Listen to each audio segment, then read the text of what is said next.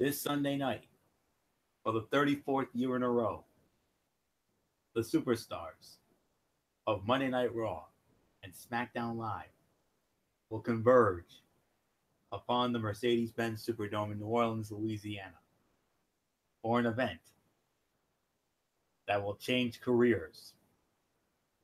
Sunday night, heroes will be made and careers and lives will be shaped forever. For 33 years, we have been wowed by the moments, the memories, the grandeur, the spectacle of the biggest live event in all of entertainment. But first, on Saturday night, the superstars of NXT will converge upon the Smoothie King Arena, also in New Orleans, Louisiana, for the most stacked card in the history of NXT Takeover and perhaps the most stacked card in the history of the granddaddy of them all, the showcase of the immortals. This is WrestleMania. Hello, friends, and welcome to this very special edition of the Wrestling Forum. I am your ridiculously overgood brother, Anthony Florio, here, joined by my elite panel here tonight, the Phenom, Michael Bullock, the First Lady of the Wrestling Forum, the Twisted Angel, Dee Dee Woodson. And on a show this big, we had to bring in perhaps our most special guest of all, our Imperial Grand Poobah himself, the executive producer of both the Wrestling Forum and Strictly Sports, the one and only Derek Ferreira. Derek is here. You know it's a big show when Derek's here. We have one more panel we're awaiting the presence of, and that is, of course, good old MF, Michael Fletcher. He will be on his way in just a little bit. He just got in from his work, and we'll we just exchanged some messages, so MF will be on his way in just a matter of moments. So, all right. So with all that being said, gentlemen and lady, it's time to get into what I honestly consider the most stacked card in the history of not just NXT TakeOver, but I believe the most stacked card in the history of WrestleMania. And because of the fact that I have work commitments in the morning and Michael Bullock has work commitments in the morning, and I know Dee Dee has her motherly commitments in the morning as well, let's try not to take up too much time here, especially with this late delay. So with all that being said, let's dive right on in, folks. Buckle your seatbelts because this is going to be a wild ride here tonight. So, started off with NXT TakeOver New Orleans, which will be live from the Smoothie King Arena in New Orleans, Louisiana. The night before WrestleMania, of course, they had a great special on the USA Network earlier this evening, WrestleMania's Greatest Moments. And, of course, tomorrow night we got the Hall of Fame induction ceremony, which is why we will not have Strictly Sports. One of the few Friday nights we get off. But I'm happy about that because we get to sit back and enjoy the Hall of Fame induction ceremony. That's a show we do not want to do a show during. So NXT TakeOver events are the brand's biggest over the course of the calendar year, but none is more important than the one that goes down Saturday night at the pay-per-view at WrestleMania's host city. As it just so happens, NXT TakeOver New Orleans is one of the brand's most anticipated shows over the last calendar year. In addition to 4 championship matches, including the introduction of a brand new championship belt, one of NXT's hottest rivalries reaches a climax in one of the main events of the evening. Which titles, if any titles, will change hands, and how action-packed will this show be? That's why we are here, to break down every match on this, what I consider, like I said, the most stacked NXT TakeOver card I've ever seen. So with all that being said, let's start it off with the match for the NXT Tag Team Championship. It's a triple threat matchup.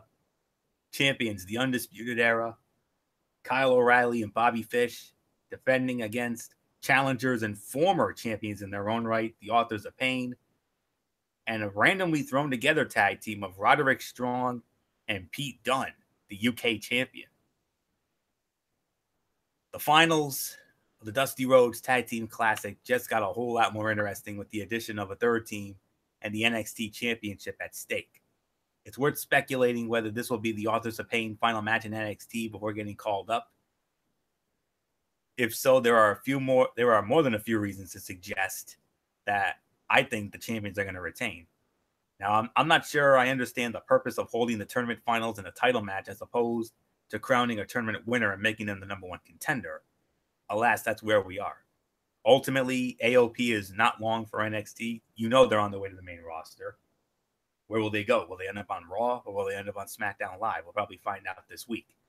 And the Strong and Done team appears temporary, in all honesty. And with Bobby Fish sidelined, I forgot to mention that Bobby Fish is sidelined, so Adam Cole is going to be stepping in with Kyle O'Reilly. But nonetheless, this should be a great, hot, fast-paced opener. Really nothing left for me to say on this. I'm going to go with winners and still the NXT Tag Team Champions, Undisputed Era, Adam Cole, and Kyle O'Reilly. So there's really nothing more to say here. So Michael Bullock, Phenom, come on in. Let's get your thoughts on this opening triple threat match, and let's try to keep our thoughts short and sweet and to the point. Yeah, well, first off, of course, the reason why this triple threat match because of what happened at NXT when the Undisputed Era basically came in and attacked both Roderick Strong and Pete Dunne and the Authors of Pain, causing a double disqualification. And that's why William Regal made the ruling saying, you know what, the NXT Tag Team title match is now going to be a triple threat match, so not only will determine the tag team champs, but the winners of the Dusty Rhodes Tag Team Classic.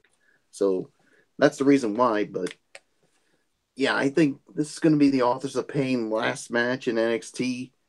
I think they're going to go to the main roster. But like you said, it's going to be Raw or SmackDown Live. But either way, I don't see Roderick Strong and Pete Dunne winning it. I mean, because it's only a temporary team that they're going to be for now. So I agree. Winners and still NXT Tag Team Champions, the Undisputed Era. So nothing more to say. So Florio, am I tossing it to Didi Woodson or Derek Ferreira? You can toss it to Didi. We're gonna save the best for last in the form of Derek. All right, yeah. So Didi Woodson, it's yours. Hey, I'll agree. I'll go with the Undisputed Era. So there's my short and sweet. So Derek, go for it. Yeah, you guys made it unanimous. It's going to be the Undisputed Era. I mean, you have to feel bad for Bobby Fish over here. I mean, I believe it was the 20th yell that he had. This was at a house show. I mean, they could have put in a new member in. I mean, Donovan Dijak, that was a name that I considered because he was another guy that was in Ring of Honor. And as far as Authors of Pain go, I can see them going. Well, I got a theory on that in just a bit. So let's get to the next match. All right, next up, are you ready to bear witness to a brand new championship? It's a ladder match for the brand new NXT North American Championship. Adam Cole pulling double duty as he will be in this match along with the Velveteen Dream, Killian Dane of Sanity, Lars Sullivan, and two brand new signings to NXT right now. In NXT right now, those being Ricochet, formerly known as Prince Puma in Lucha Underground, and of course, for all you TNA fans out there, Ethan Carter III, EC3. Oh my goodness, what a match this is going to be. Ladder match. Winner of this will be the inaugural NXT North American Champion. You saw the belt, Triple H, in a video. He showed off the belt. Michael Bullock, I'm sorry I had to mute your mic, but I needed the concentration here. So, all right, Bullock, now you can come back on in. You lead off on this one. You heard the names. Who's walking out the inaugural NXT North American champion in this ladder match, which I think could be a major show stealer. But then again, all the matches on this card can steal the damn show. Yeah, I mean, a lot of matches here could definitely steal the show. I mean, this could definitely be one of them. I mean, I had a chance to look at this NXT North American title, and it does look really good. So, who do I think is going to win this? Whew. Man, I mean, this is a tough one. I mean, well, I can tell you it's not going to be Killian Dane. And I don't think it's going to be Adam Cole. To me, I think it's going to be one of the newcomers. And to me, I'm gonna take a guess on this, and I'm gonna say I'm gonna go with Ricochet here to win this.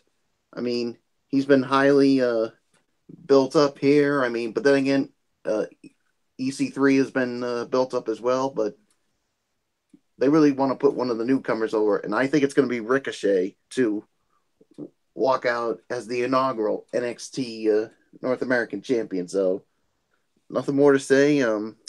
Dee Woodson, I give it to you.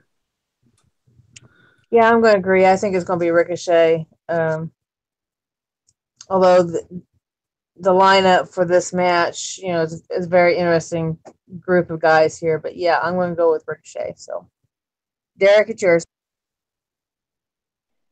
Yes.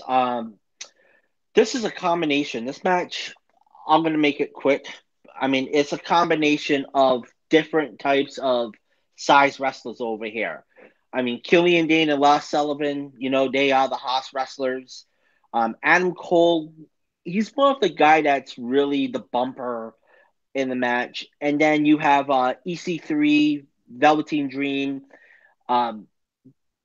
something that the WWE wants with their superstars. And then you got Ricochet, who's this cruiserweight, light heavyweight. I've seen this guy wrestle in person. This guy is friggin' he's one of my favorite wrestlers. When it comes to cruiserweight and light heavyweight wrestling, it's Will Ospreay and it's Ricochet. And, this is great that they're going to have a secondary title. But honestly, I think it's going to be EC3 that wins this match. So, Florio, it's yours. So you're going with EC3 there, Derek, yeah? All right. Just wanted to be sure on that. So who do I agree with at this point? I got to go with Derek on this one. I've been calling for EC3 to win this match, and I think that's exactly what's going to happen here. The return of the North American Championship, it existed briefly in then WWF from 1979 to 81. Who knew? But it's an interesting development for the NXT brand, and there's no question that these are the right 6 men to be in this match, even if Adam Cole is pulling double duty. While I have loved and appreciated the efforts of Velveteen Dream for the last few months, I don't think he needs a title right now, whereas I think one of the newest NXT stars, EC3 or even Ricochet, could immediately be elevated with this strap. So I have to go with Ethan Carter III here. I mean, he's the hot new toy right now. We saw what he did in TNA, multi-time world heavyweight champion down there, and had that long unbeaten streak. And, now that he's back in the WWE, I think they're going to utilize him properly this time. We all remember the last time he was there when he was Derek Bateman. He was an absolute mess and was an absolute joke. Went to TNA. They seasoned him perfectly. And now that he's got that seasoning, now that he's going to be EC3 in the WWE, his game is going to be elevated to a whole new level. So I'm going with Ethan Carter III to win the inaugural North American Championship. Good news, friends. Good old MF Michael Fletcher has finally made it. He has joined us here. MF, come on in. And only 2 matches. First off, the triple threat match for the tag team titles, Undisputed Era, Authors of Pain, the randomly thrown together team of UK champ Pete Dunne and Roderick Strong, as well as that inaugural ladder match for the North American Championship. I think you know the names. Who do you like in these matches, MF?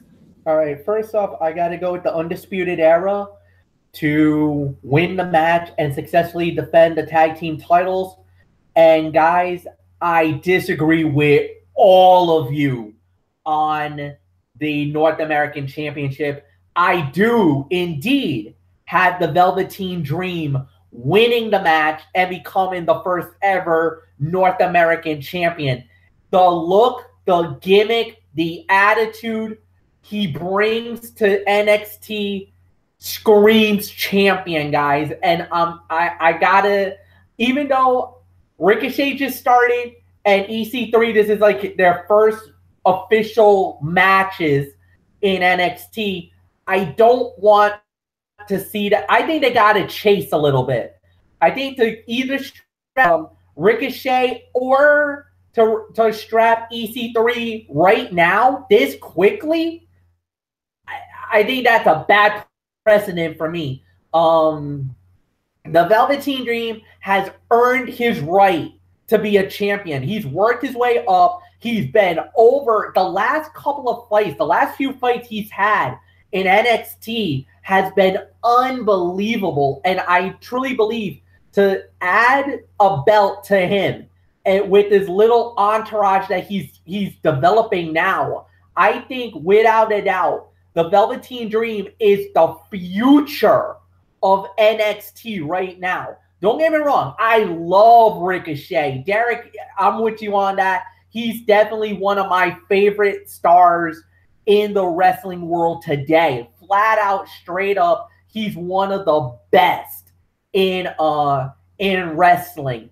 EC3, I don't know if they're going to give him that push just yet. I think he still needs to get the growing pains, even though I think it would be necessary for him because of his little interactions with William Regal. I could see something like that happen where you could see Regal, EC3 gets the big head again. Regal's probably going to want to knock him down a few notches. As champion, don't let the belt get to your head. So I could see that.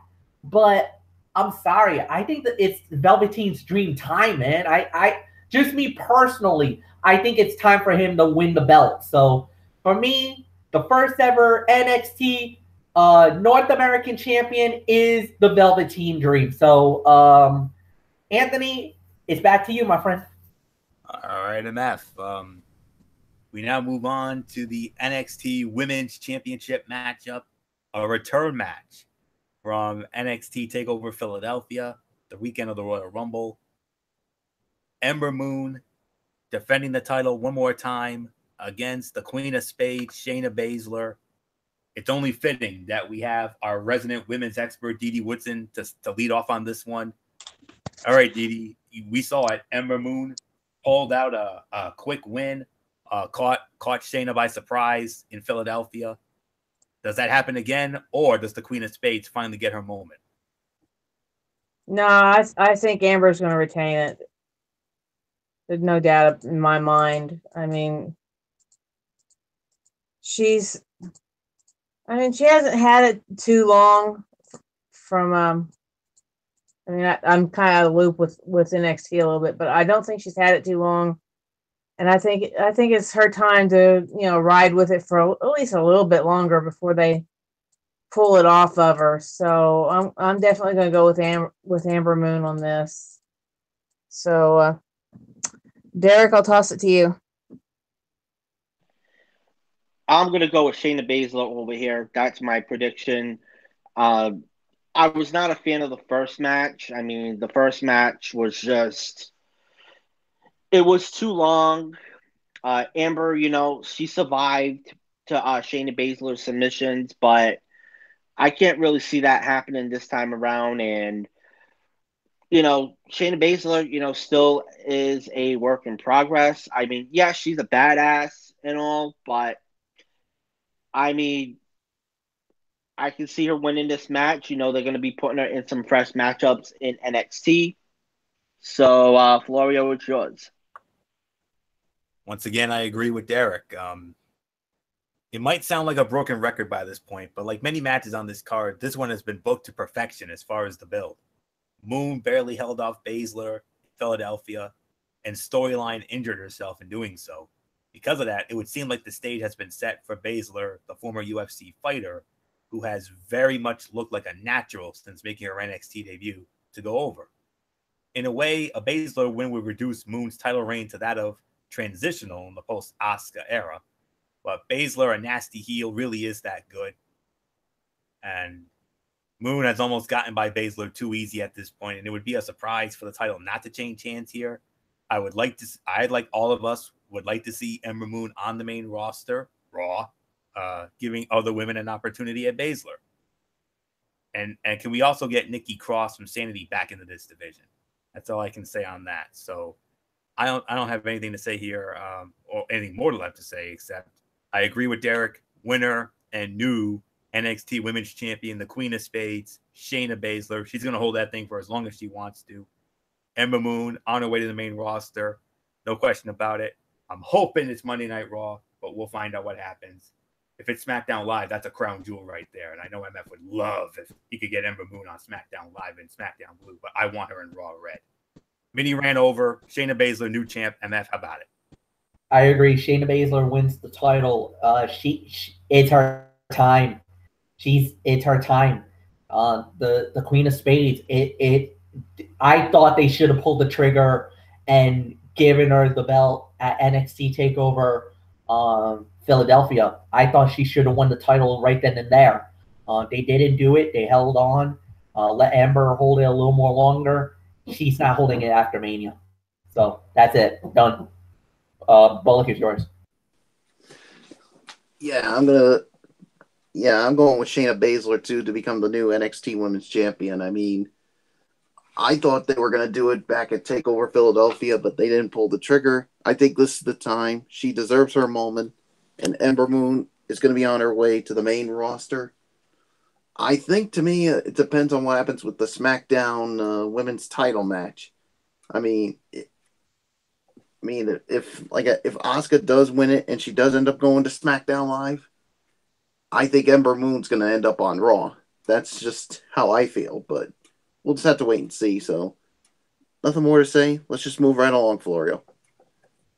All right, and out of all the matches on this NXT card, I'm going to tell you right now, this next match, we're all going to be interested in this. But out of all of us, Michael Bullock this is the match that you told me during our many Raw and SmackDown chats over the last few weeks. You told me personally, this match right here, even though you're looking forward to everything on the card, this is the match you told me was the match you were looking forward to the most and had the most vested interest in. This is the match for Michael Bullock right here. Unsanctioned match, Johnny Gargano, the Sicilian psychopath, Tommaso Ciampa, Johnny Wrestling. It's an unsanctioned match. If Johnny Wrestling wins this match, he gets his job back. If he loses, he gone. There's nothing more to say here. I think it's only fitting that our resident hardcore pipe bomb is leading off on this one. Derek Ferreira. I mean, this is right up your alley, man. Unsanctioned fight, hardcore, ECW style. It's all yours, bud. Yeah, greatest feud in WWE in quite a while on NXT. I mean, these guys were tag teams, and in Chicago last year, Matt Ward's territory, Ciampa, he pulled the Kevin Owens, and understandably, of course, he did have surgery. That was, I believe, after a taping that they did for NXT, and you see Johnny Gargano with this storyline where it's just basically big match environment. He can't even win it. I mean, you saw it with Andreas Ciana Mas. Of course, the last fight was the 5-Star Classic, and this is going to end. This feud's going to end. You can tell right now. Johnny Gargano, does he get his job back, or is he gone forever? And Tommaso Ciampa, becomes the guy that took Johnny Gargano out. This, without a doubt, and I'll talk about another match that I have vested interest in Saturday night when it comes to WrestleMania weekend, and it's in Ring of Honor, and that's another match that I think is going to be a 5-Star Classic. When we talk about all the wrestling that's going to happen this WrestleMania weekend, without a doubt, I see this as a 5-star match. I want to go with Johnny Gargano. I really do. But I think Johnny Gargano, he could be in the cruiserweight division. I mean, you talk about giving the cruiserweight division more juice. You're upgrading it now. You know, you're having 205 Live now going to be this touring brand. I got to go with Tommaso Ciampa over here. And this goes into another theory that I'm going to be sharing when it comes to the championship match. We're going to be talking about that next. So, Tommaso Ciampa, it is. Florio, it's yours. I'm sorry, Derek. For the first time tonight, I disagree with you, man. I got to go with Johnny Wrestling here. But I am conflicted. I mean, I honestly thought Johnny Gargano was going to win the NXT Championship in Philadelphia, only to see him lose clean. It really all depends on if WWE is planning to call him up to the main roster, as Gargano will be reinstated to NXT if he is victorious. It would seem strange for there to only be one Gargano-Ciampa match after all that has gone down. So I honestly think the good guy here gets a measure of revenge here, only to see these two do battle at least once more. I mean, like Derek said, historically, there is no feud more intense in professional wrestling right now than former partners and best friends breaking up. This one, pitting the former members of DIY against one another, has been a story told to near perfection. If their 2016 first-round matchup in the Cruiserweight Classic is any indication, that match should be nothing short of hot fire. Look for the heel Ciampa to finally receive his well-deserved comeuppance, and for Johnny Wrestling to get his job back in the match that I think will steal the show. I'm going to go as far as say this is going to be the fight of the night, honestly. I agree with Derek. I think this is going to be a 5-star match, just like the one Gargano had with Andrade Cien Almas in Philly. So, in the show stealer of the night, as far as this card is concerned, winner of the match, and reinstated to NXT, Johnny Wrestling, Johnny Gargano. MF, who you got, Johnny Wrestling or the Sicilian Psychopath? And I know you're very high on the Sicilian Psychopath. I am, but I'm also very high on Johnny Wrestling as well. I like both men, so this is I'm torn as just as much as you guys are about this matchup. This is going to be a great matchup. This is definitely going to be a fight of the night candidate easily. At the end of the day, I'm just as conflicted as you guys because I think Johnny Gargano is on his way to 205 Live. I honestly believe it. And the only way that can happen is either he signs outright or he gets drafted to the 205 Live brand. So I don't know how they're going to do this avenue. I mean, I agree. I think there should be more than one battle between Ciampa and Gargano. So I'm going to go here and I'm going to go with Anthony. I'm going to go with Johnny Gargano to win. I think Gargano wins. He gets back in NXT, but I do see something down the line where he gets drafted to 205 Live, where I think that's more of a plausible situation. So, I mean, with the entire roster and the shows and the whole 9 yards, we'll have to wait and see how this plays out. But man, alive, what a battle this is going to be. Non-sanctioned. The last time I ever can remember a non-sanctioned fight, it's been a long time. I think it was what, Triple H and Shawn Michaels SummerSlam? No, actually, 2000. Actually, Fletch, I have to correct you. I think it was actually last year's WrestleMania with Seth Rollins and Triple H. Oh, that's right. That was non-sanctioned? Yeah. I thought that was a regular sanctioned match. All right. No, it was non-sanctioned. So, and as a matter of fact, I just watched it. All right.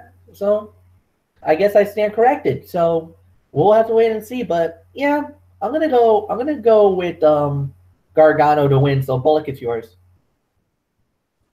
Yeah, this is the match I'm gonna have a vested interest in. I mean, because the thing is, with the way it developed, I mean, these guys were tag team partners, and for Ciampa to pull a Kevin Owens on him, basically stab him in the back, and then to go as far as to basically cost him his job at NXT, and basically, I mean, they were like brothers. And as a matter of fact, I think I think Ciampa was in Gargano's wedding. So, yeah, this is probably one of the most personal rivalries I've seen in quite a long time, and yeah, I think this could be a fight of the night candidate if they do it right. So, and we could be looking at a 5-star classic, no doubt. And I agree. I mean, to have the rivalry end, I mean, to have only one match, I think is a little bit unfair. So I think Johnny Gargano wins because I think maybe they'll have maybe one more match at some point to settle the score in NXT. So I disagree with Derek. I'm going to agree with Florio and Fletcher here. I'm going with Johnny Wrestling to win it and for him to get his job back. So nothing more to say. Didi Woodson.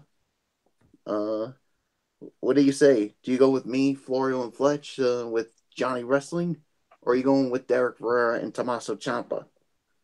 No, I'm going with Johnny Wrestling. I kind of agree with you guys. I mean that I've seen enough of NXT to know that these two are a good tag team, and then I've said before nothing's new in wrestling, and here you have the same Kevin Owens storyline repeated with these guys. So yeah, for Johnny to only have one feud with this guy, one match with this guy, and not continue the feud, that just doesn't seem right. So yeah, I'm going with Johnny Wrestling. So Floria, let's move on to the main event of the evening for the NXT Championship.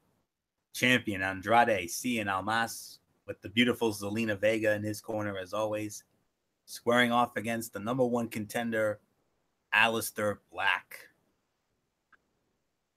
Okay. With Almas fresh off the best match in NXT history against Gargano in January in Philadelphia, and Aleister Black, the hottest rising star on the brand, there's no reason not to expect greatness in this one as well.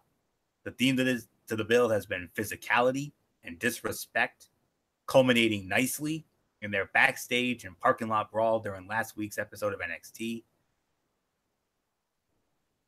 Almas has surprised during his title reign, so much so that I believe he's ready to move on from NXT sooner than later. This guy has main roster written all over him. Don't believe me? Go back to the Royal Rumble and look how well he did in that Royal Rumble match. That's all I can say on that. I'm going to park it right there. And WWE desperately needs some in-ring talent, character, and yes, diversity in its main event picture.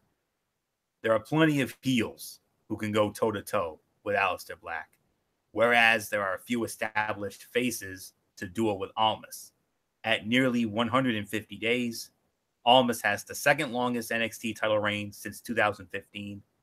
I personally think it's okay to end it. So, winner and new NXT champion, Aleister Black.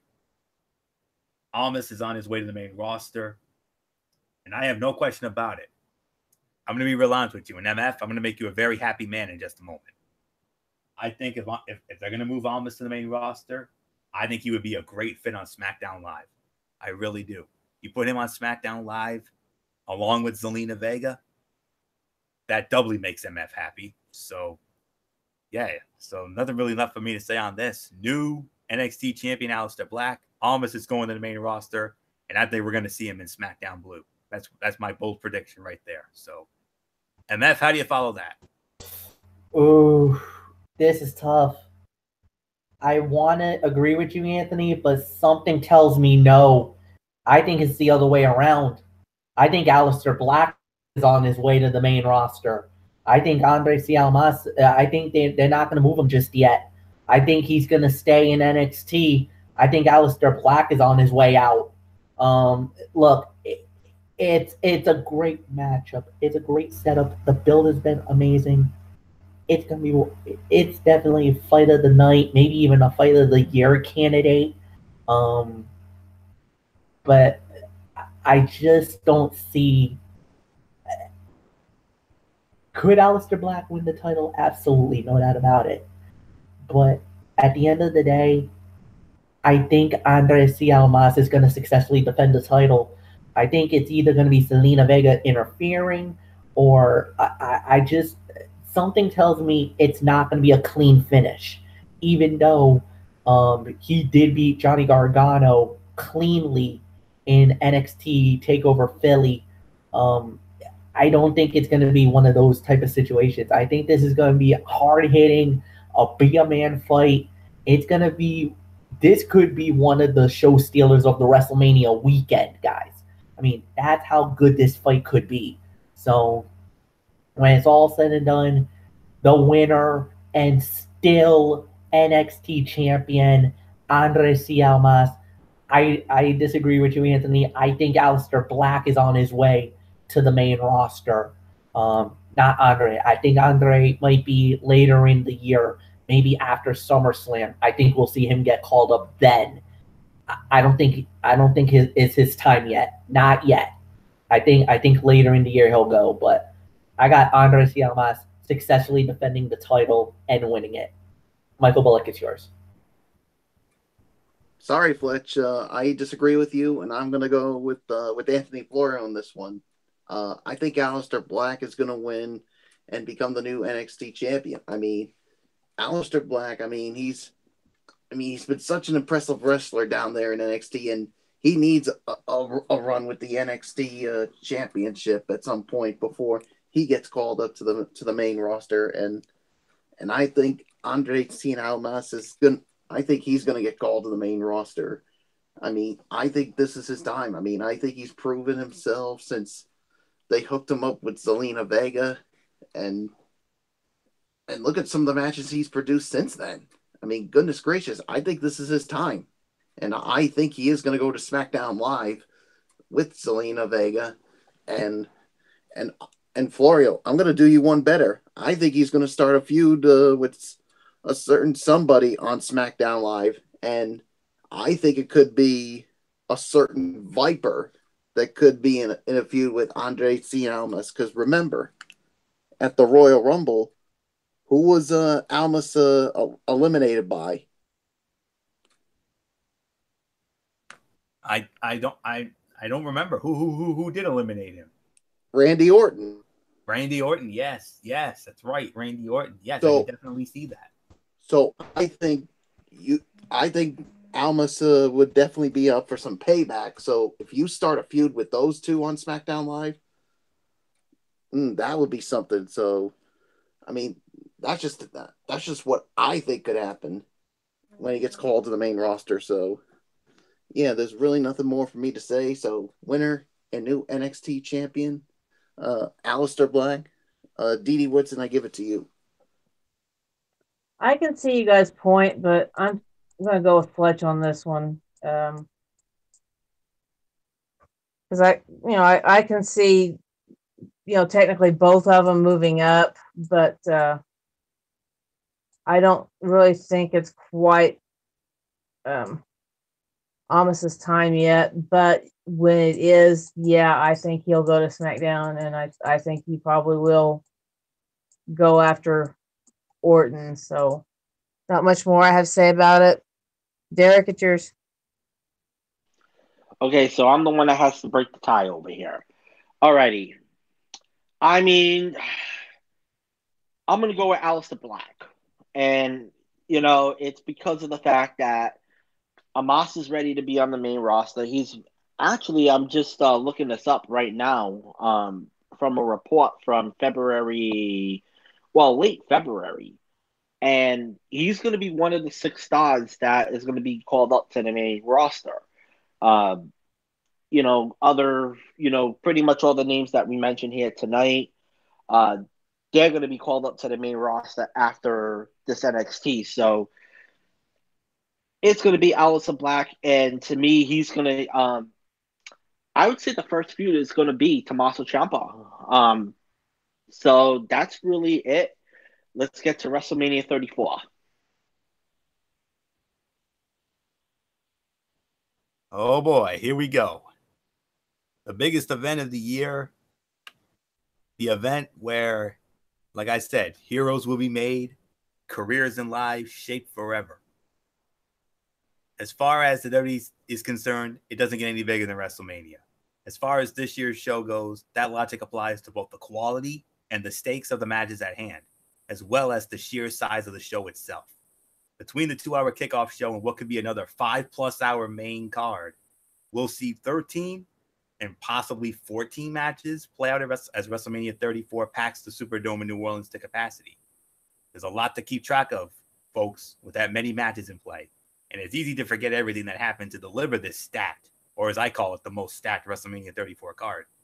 Whether you're looking for a refresher or need to get caught up on everything before Sunday night, we're breaking down every match to its most basic components. So, here we go, folks. 3 matches on the kickoff show. Of course, we have the Andre the Giant Memorial Battle Royal on the kickoff show. We also have the WrestleMania Women's Battle Royal on this show as well. And on the kickoff, that is, and the finals of the Cruiserweight Championship tournament between Cedric Alexander and Mustafa Ali. As of tonight, 14 men have been confirmed for the Andre the Giant Memorial Battle Royal. The Revival, Dash Wilder, Scott Dawson, Baron Corbin, Mojo Rawley, the defending champion, mind you, the Perfect 10, Ty Dillinger, Woken Matt Hardy, Dolph Ziggler, Breezango, Goldust, Heath Slater, Rhino, Zack Ryder, and Primo Colon. The 5th annual Andre the Giant Memorial Battle Royal takes place just 2 days before the premiere of HBO's documentary on the 8th wonder of the world. So let's keep that in mind. So, MF, we'll start it off with you here. Andre the 5th annual Andre the Giant Memorial Battle Royal returning to where it started in New Orleans at WrestleMania 30 when Cesaro had that great moment where he literally slammed the Big Show out of the ring. He's not in this match, unfortunately, but will it be one of the names I just mentioned, or is there going to be somebody else altogether? Who's walking out with the Andre trophy? Oh man, this is tough. I mean, it could be anybody. I mean, this is the most wide open match on the WrestleMania card. This one and even the women's battle royale are these are absolutely crapshoots. You don't know who's gonna win it. I kind of feel this year that it could be Matt Hardy, and even though I'm just totally throwing one at the dark here, because I just feel like this could be his year. I think Matt Hardy would be my pick. The only other person who I could think of that could win this is Dolph Ziggler. Like, those are the top 2 off the top of my head that I could believe will win the Battle Royale. So Matt Hardy, Dolph Ziggler, I think it's going to be one of these 2 men. There is no clear-cut favorite this year. That's a given. So that's it. Bullock, it's yours. Yeah, that's tough for me, but in the end, I got to go with Woken Matt Hardy to win the Andre the Giant Memorial Battle Royal. So, I mean, yeah, I think it could be a good one, but I mean, anybody's for the taking, like you said. Dolph Ziggler could be another one, but in the end, I got to go with Woken Matt Hardy to win this one. And Florio, you know how we're going to celebrate if Woken Matt Hardy wins? I got this. Our new hashtag, folks. I shared it with Bullock and I shared it with Dee Woodson for her birthday. We're going to get this trending worldwide, I hope. Hashtag green beans and squish fish patties on a bun for everyone. Yeah. Yeah. And what are they? They are wonderful. Delightful. Yes. Let's just move right along to Dee Woodson. So, Dee, who do you got winning this this Andre the Giant Memorial Battle Royal? I mean, it could be anybody's for the taking. Yeah, it could be anybody's for the taking, but I believe they're all going to fall as absolute mules to Woken Matt Hardy, and I'm going to say that this is his year as well. He's already kind of made his prediction list of what he wants to do within the next few weeks or next few months of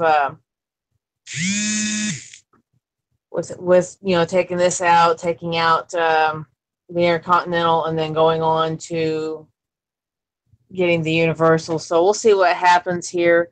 But there's always NXT that comes up into this match as well. So Corbin was one of the ones who came straight from NXT and won. So there's always a chance that one of the NXT guys could as well. But for me, I'm going to go ahead with Matt Hardy. So Derek, it's yours. Yeah, this is a crapshoot. I mean, people say Elias could win this. No. I think they're going to do a segment with Elias.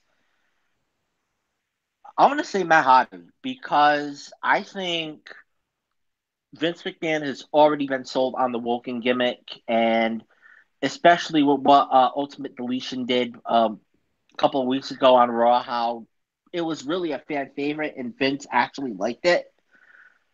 I think they're going to give Matt Hardy that push. So it's going to be Woken Matt Hardy. Florio, it's yours. It's very tough to call. I mean, I want to join my Woken Warriors in this one. I really do.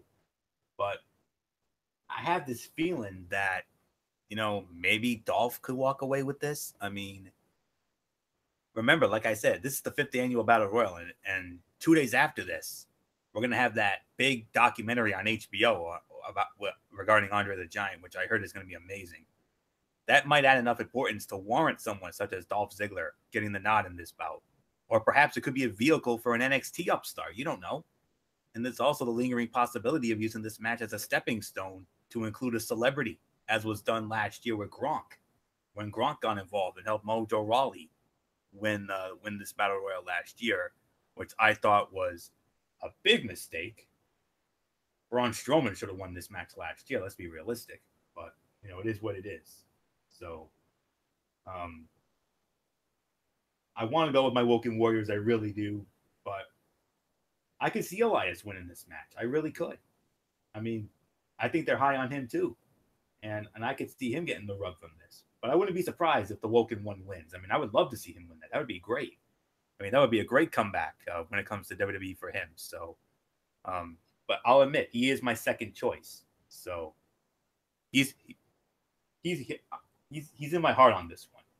It's a gut-heart situation. My gut's telling me Elias, but my heart is telling me Woken Matt Hardy. How's that? Is that okay? Okay. So that's my story. I'm sticking to it. So the Women's Battle Royal. WrestleMania Women's Battle Royal. It was originally supposed to be called the Fabulous Moolah Memorial Battle Royal, but a whole lot of nonsense went down.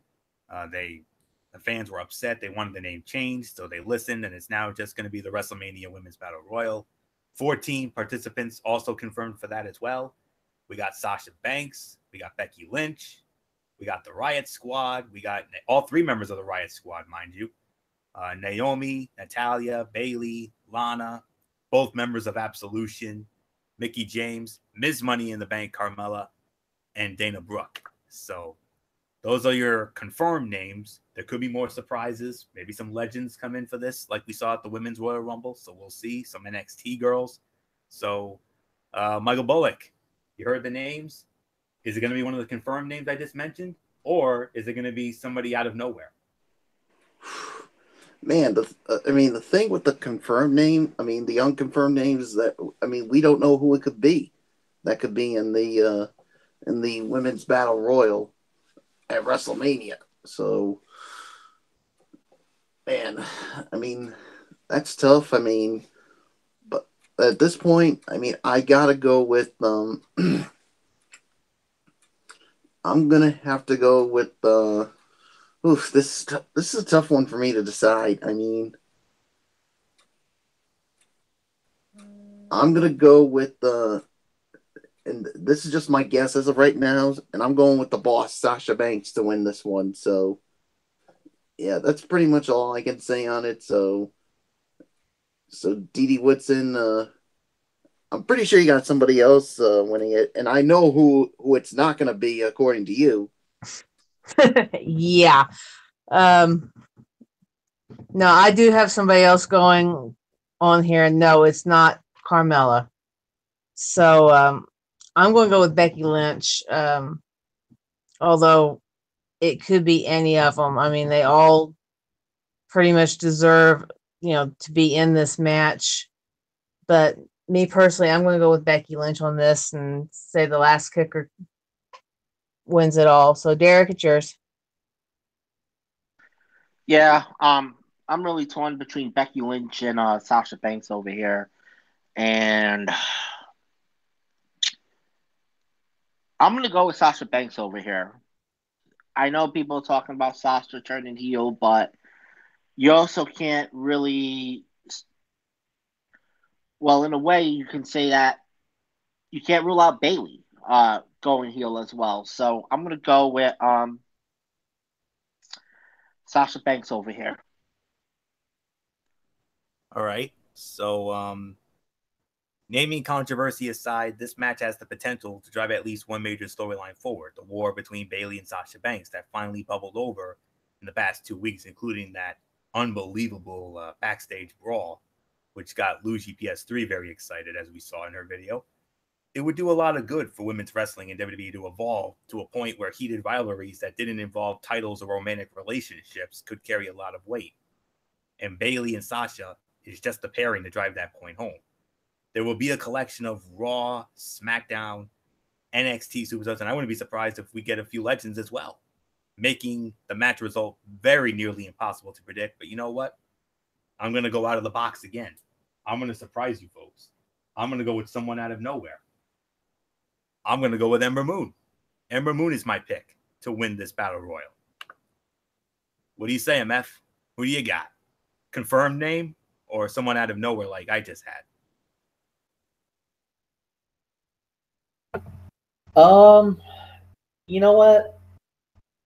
If we're gonna go there, I think we're gonna get a legend who's gonna win this. And why not? Her name hasn't been confirmed yet. We haven't heard if she's gonna be there or not. But if you're gonna go for one of the greats, we know she has it. She showed it at the Royal Rumble how amazing she was. If she's there, she's my pick. I'm going to go out of the box. WWE Hall of Famer Trish Stratus. That's my pick to win the women's. I think if you really think about it, yes, you want it to be a big name. Or, you know what? I would even throw, even though she hasn't been confirmed, I know I'm gonna really anger the IWC with this one. Why not Nikki Bella? I mean, come on. I mean, there's a little something there about it. I mean, that would be quite a story. Her, maybe Brie show up again. Brie was at the Royal Rumble. Could she make a return at Mania? One night only? We'll see. So it's going to be one of those three. But I think Nikki or Trish is going to win this. Don't get me wrong. If Amber's there, that's great. Obviously, I want Becky to win it because everybody knows how I feel about Becky Lynch. That's a story for another day. But I think it's going to be Trish or Nikki. I think one of them two is going to win this. Anthony, it's yours. I knew you were going to pull the SmackDown card on that one, MF. I'm not surprised. I know you would love to see one of your girls from SmackDown win it, especially Becky, because she is your number one. But my official prediction is I have Trish or Nikki Bella winning it. I said I would like to see Becky win it, but I don't think she's gonna. Yeah, of course. But just like you with any of the Raw women. Amen to that. So, yeah, I mean, very tough to call, but we'll find out soon enough. In our final pre-show match, the finals of the Cruiserweight Championship Tournament, Cedric Alexander, Mustafa Ali. Didi Woodson does not. Didi Woodson, of course, refrains from Cruiserweight talk here. So So with that being said, Derek Ferreira, we're going to start it with you here. Who's walking All out right. the new cruiserweight champion, Cedric or Mustafa? All right. You know, a lot of people have known me, have said that, you know, I've said that the New Japan, the cruiserweight division, whatever you like to call it, is the better division than the WWE. But, you know, I've been a fan of the cruiserweight division in the WWE now because they've made some changes to it. I mean, I would like to see a heel win this. Mustafa Ali, I think is really going to be the guy that I see winning this match. So I'm going to go with Mustafa Ali. Florio, it's yours. This was the final match I wanted. Honest to goodness. I mean, you know me. I'm the 205 Live guru here. 16-man championship tournament over the last 2+ months has completely reinvigorated 205 Live from an absolute crap fest of a show to, in my honest opinion, the best show on WWE weekly television. Honest to goodness. Cedric and Mustafa, who faced off in a match just before the start of the tournament, set the tone for the cruiserweight division's return to a focus on intense physical in-ring action. And Ali had 3 incredible matches on his way to the finals, including his last one against Drew Gulak.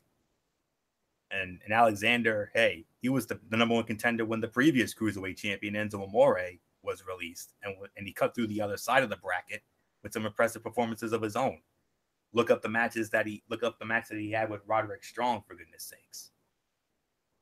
This feels like another 50-50 situation, but I mean, I wouldn't be surprised if Mustafa won, but in all honesty, don't get me wrong, I love Mustafa. I love the 054, but Cedric Alexander, I think, has been the chosen one for the longest time. I think they were going to have him take the belt off of Enzo at the Royal Rumble. That didn't happen because the whole thing with Enzo happened. So I think after all this time, I think Cedric should and will finally get his moment here. But I wouldn't mind if Mustafa won either. I mean, these are my 2 favorites in the cruiserweight division right now. Pound for pound, these are the 2 best guys. But in my honest opinion, there's only one man who can be the new cruiserweight champion for right now, and that is my man Cedric Alexander. So Cedric Alexander, the winner and new cruiserweight champion. And of the 3 kickoff show matches, this one's going to steal the show. And I think this is going to be even better than Aries and Neville from a year ago. What do you think of that, MF? I'm going to say this, and I'm going to take a lot of heat for this, but I don't give a damn. This should have been in WrestleMania. This should have been on the main card. And absolutely no. Amen. I'm sorry. I just don't understand it. A lot of people were wicked ticked off that this was not. I'm gonna say it, and I'm really gonna anger. The Raw Women's title should be in this spot right now.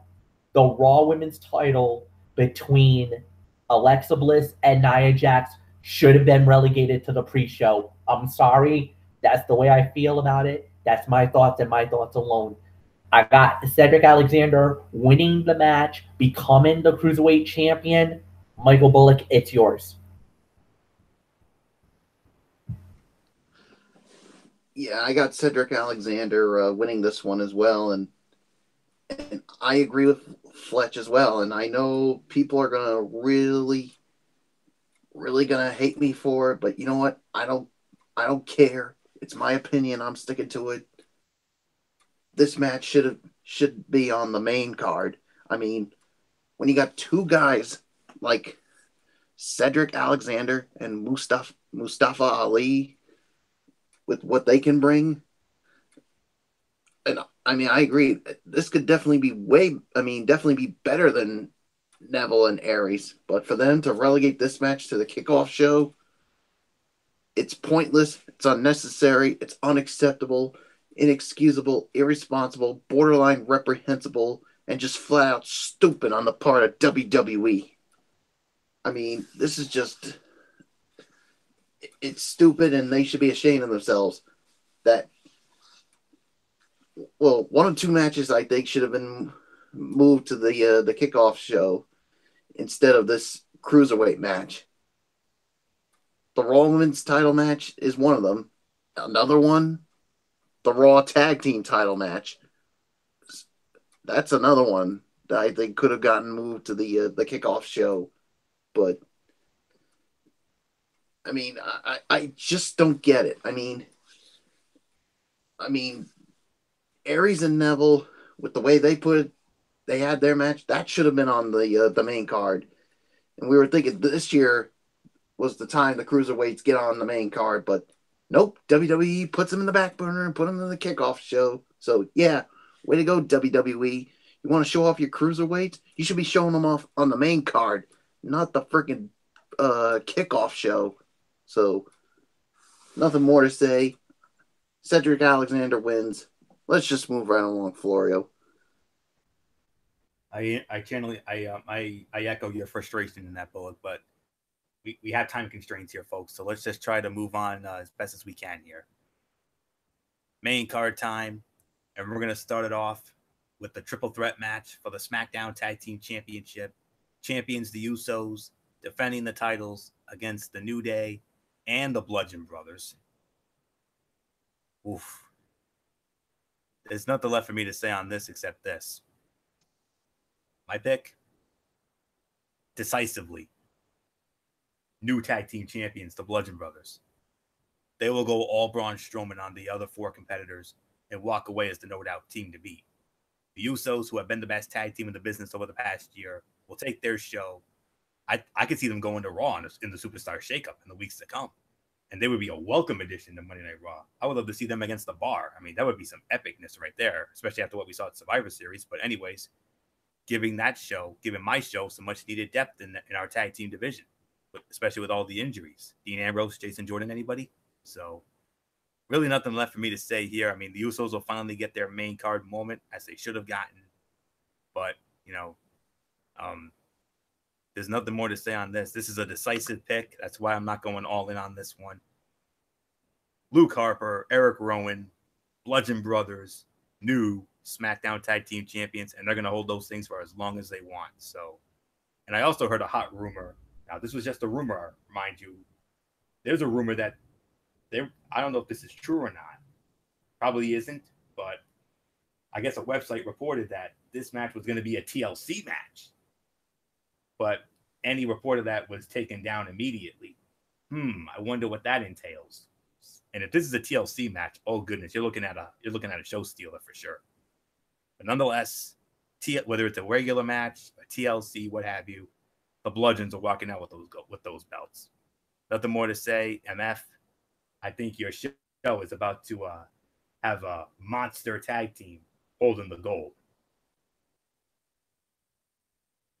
I wouldn't be surprised either. Bludgeon Brothers, new tag team champions. Bullock, it's yours. Yeah, I got the Bludgeon Brothers as the new tag team champions as well. So, Dee Woodson, it's yours. So far, we're not unanimous. So, Derek, it's yours. Yeah, the Bludgeon Brothers. I mean, is it going to be a TLC match? I don't think they're going to do a TLC match. I think with NXT getting a ladder match this year, I think this is going to be the standard triple threat match. So let's just move on. From the SmackDown Tag Team Championship to the Raw Tag Team Championship. Champions The Bar, Cesaro and Sheamus defending against Braun Strowman and a partner of Braun Strowman's choosing. A lot of names have been thrown around as to who could be Braun Strowman's partner. But MF, are the Bar going to continue to set the bar like they always do? Or is the Monster Among Men going to get his first taste of gold in WWE with whoever his partner is? I think whoever his partner is and Braun Strowman, new tag team champions, history will be made in New Orleans. New tag champions. I think the Bar is heading to SmackDown. Bullock, it's yours. Yeah, I got Braun Strowman and whoever his tag team partner is going to be the new Raw tag team champion. So, Dee Woodson, it's yours. Yeah, I think Strowman's going to win, and more likely, I'm thinking Wyatt's going to be the partner. But whoever it is, I think they're going to be the new tag team champions. And I agree with Fletch. The Bar is going to SmackDown. Derek, it's yours.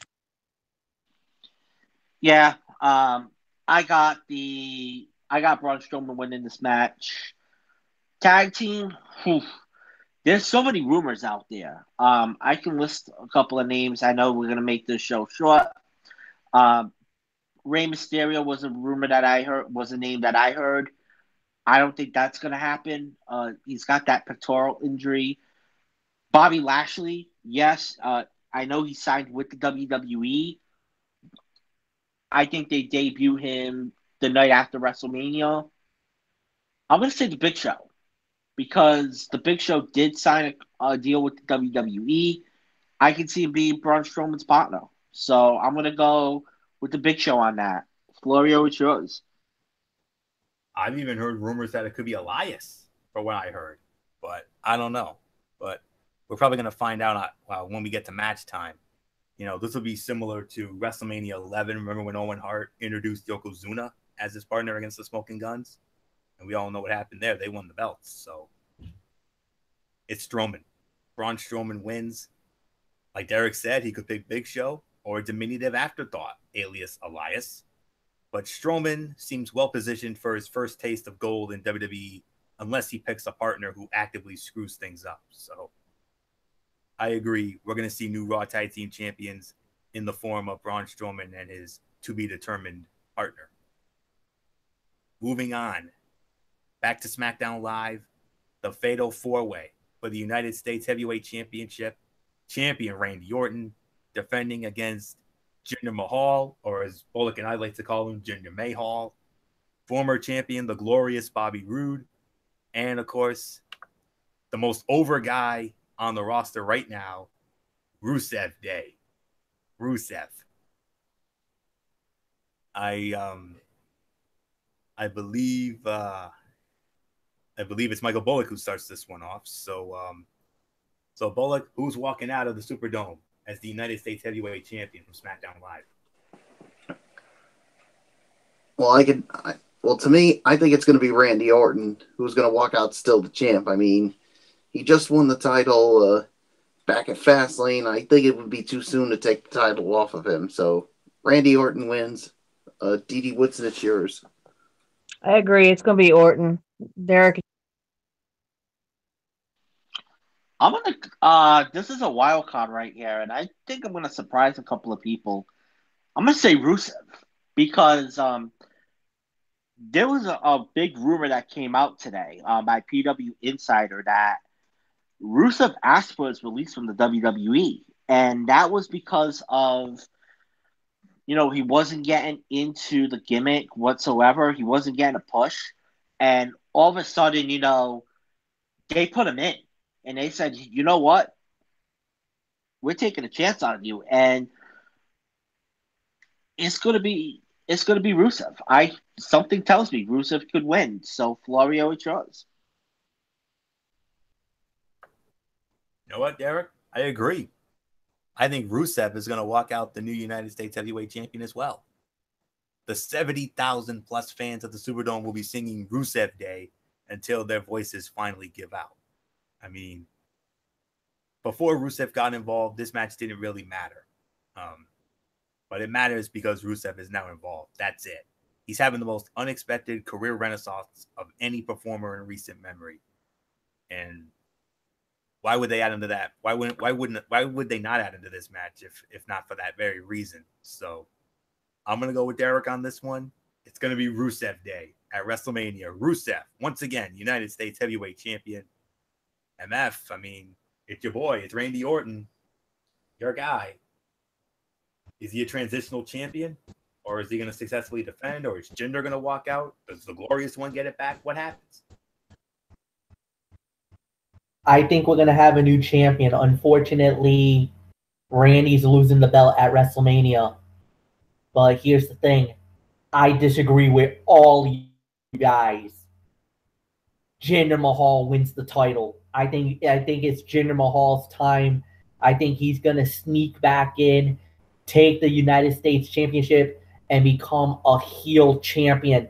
They're going to piss off a lot of people in New Orleans, and this is going to be one of a few where a lot of people are probably going to be a little ticked at WWE I'll get into another theory a little bit later on tonight, but new United States champion Jinder Mahal.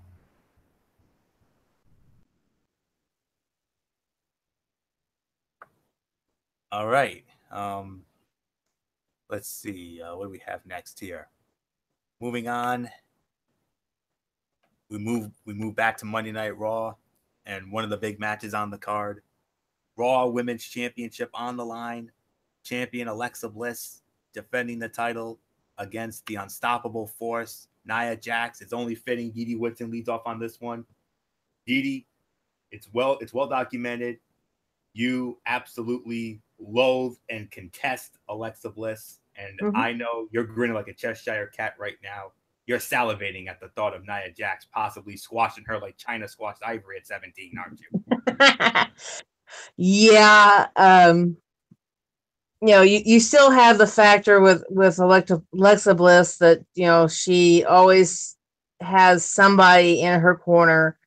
And, in this case, it's Mickie James, but I do think Nia Jax is going to annihilate Alexa and anybody she sticks in her corner, because Alexa pretty much kind of crossed the line when she started the teasing bit. So not much more I have to say about it. Derek, it's yours. Biscuit butt. It's going to be bye-bye on Sunday because you're losing that title to Nia Jax. So that's where I'm going. This is pretty much this fight is really, I don't know how you say it in terms, but it's kind of like Beauty is basically bullying the big girl, and Nia Jax, you're going to win that Raw Women's title, and you're going to represent a lot of the big girls here in the United States and around the world, because she is an inspiration, to those type of people. And we really need a champion that can do that. So it's going to be Nia Jax. Whoever it is, Florio, it's yours. Wow. With the exception of Brock Lesnar and UK champion Pete Dunne, Alexa Bliss has had the Raw Women's Championship for longer than any other active title holder in the WWE. She's only had a handful of title defenses, most recently inside of the Elimination Chamber. But with Asuka heading to SmackDown Live to challenge Charlotte Flair, there were no clear-cut contenders for her title heading into Mania. Cue a month's worth of Mean Girls tactics and body shaming, and suddenly Bliss's former quote-unquote best friend is her most bitter enemy. So Nia Jax has had a real coming out party in a series of matches against Asuka in the past month, and Alexa Bliss's truly hurtful and hateful words have gotten the WWE crowds behind Jax, the former villainous monster. Alexa is a master manipulator, and Mickie James seems likely to get involved. But if ever there were a time when fans might get behind a China over Ivory-esque blink and you'll miss it match, this might be it. If Bliss doesn't get a comeuppance for lines such as blubbering into her blubber, there's something seriously wrong going on. So he's held it for almost a year. I think it's time. I think her time is up. Winner and new Raw Women's Champion, the unstoppable force, Nia Jax. MF about it. Yeah, they have to really address that thing. There was a lot of fat shaming, a lot of bullying. You kind of have a sense of feeling that Nia is going to rise above everything and become the Raw Women's Champion. We've been begging WWE to pull the trigger for a little while now of putting Nia as the champion on Sunday night, ladies and gentlemen. Our dreams and our wishes will finally come true. I think Nia will finally win the belt and become the Raw Women's Champion, finally capturing the goals on Sunday night. So, Bullock, it's yours. Yeah, I got Nia Jax winning this one as well. I think this is definitely going to be her time. I think they're finally going to pull the trigger and finally give her that moment that she so rightfully deserves. So, nothing more to say. Let's just move right along. And we're going to stay on Monday Night Raw with a triple threat match for the Intercontinental Heavyweight Championship. Champion The Miz defending the title against both the man who does extraordinary things, the Demon Finn Balor, and of course the Architect and Kingslayer Seth Rollins. It's only fitting Derek Forever starts this match off here because his two favorite guys are in this match. Finn Balor and Seth Rollins, who we all remember 3 years ago, pulled off Derek's favorite WrestleMania moment of all time, the heist of the century. So, all right, Derek, it's obvious that Miz is not walking out with the title. That's clear as day. He just became a new father. So, who walks out with the belt? The Kingslayer It makes sense. or the Demon? It makes sense because Miz, they're going to give him that maternity leave, knowing that he, is now a father, so to say. And that's usually 2 months that they do give the maternity leave. So he'll be out until June. I would say he'll come back in June for the Money in the Bank or after Money in the Bank. But man, I've read a lot of house show stuff on the internet that it's going to be Seth Rollins defending the Intercontinental Championship against Finn Balor. And I think this is going to be a feud, to be honest. I think this is going to be one of the most underrated feuds in wrestling right now. And this is where I can see Finn Balor actually turn heel, and we can finally see that Balor Club that I've been dying to see since Finn Balor came back and with Doc Gallows and Carl Anderson. I mean, yes, they got the Balor Club in there, but you got to make the Balor Club heel. Kind of like the reminiscent of the Bullet Club in Japan, how they're the heels. So I'm going to take a chance over here. I'm going to say Seth Rollins. I think he's going to win this match. So, Florio, it's yours. Very tough, very tough. No doubt about it. We got our first taste of what a Miz, Balor, and Rollins match could be last May when these three men faced off on Monday Night Raw to determine the number one contender for the Intercontinental title. That match went 20-plus minutes and showed off three guys who had a ton of potential on the Raw roster. That's all I can say there. And then on the same night, back in February, Rollins and Balor each beat The Miz one-on-one, putting the wheels in motion for what would become this bout. We all remember SummerSlam 2016. Balor and Rollins were at the absolute pinnacle of the company, competing in the first ever Universal title match. Injury concerns have dogged both promising talents, but after a long stretch of solid health, it's time for these cornerstones of the future to get themselves back on the path to the very top. And we saw that firsthand this past Monday night on Raw when Balor and Rollins had a damn near 5-star classic. That being said, Miz does not walk away with the title. He just became a daddy, so any of these three guys, in honesty, could become perhaps Roman Reigns' first challenger for the Universal title should he win it. Well, let's not kid ourselves when he wins, and pending any roster shuffles that might follow Mania. And any of them can carry the Intercontinental Heavyweight title and elevate it. That being said, I'm going to take a chance here, and I'm going to go with Finn Balor walking away with the title. But this feels like one of the hardest matches to call. Miz, down the road, will become a record-tying 9th Intercontinental champion, 9-time champion, tying Jericho down the road, and then he'll be Pedro Morales' all-time combined day record in tow. So nothing more to say. Winner and new Intercontinental Heavyweight Champion, the Demon, Finn Balor, MF. I know it's tough, but who you got? Seth Rollins. I'm with Derek Ferrera on this one. I think Rollins, the Kingslayer has been unbelievable. He had a great moment in last year's WrestleMania, beating Triple H, getting the measure of revenge after the injury that sidelined him for a long time. And now he's fully healthy, looking great this time. I think Seth Rollins will win the title and will become the new Intercontinental Champion. So I got Rollins winning the belt. Bullock, it's yours. Yeah, I got Seth Rollins winning as well, so nothing more to say. Dee Woodson, I give it to you. I'm going with Anthony on this one. I'm going Finn Balor. So, Anthony, it's yours. All right, now we move back over to SmackDown Live. High stakes in this one. Clear to return. The Yes Man himself returning to the stadium where he had the greatest night of his life 4 years ago. The Yes Man, Daniel Bryan, general manager of SmackDown Live, teaming up with Commissioner of SmackDown Live, Shane McMahon, going up against Kevin Owens and Sami Zayn. If Kevin Owens and Sami Zayn win, they're rehired. They lose, they remain fired. First and foremost, Daniel Bryan's role in this match happened with the stunning news of him getting cleared to compete in the ring a couple weeks ago.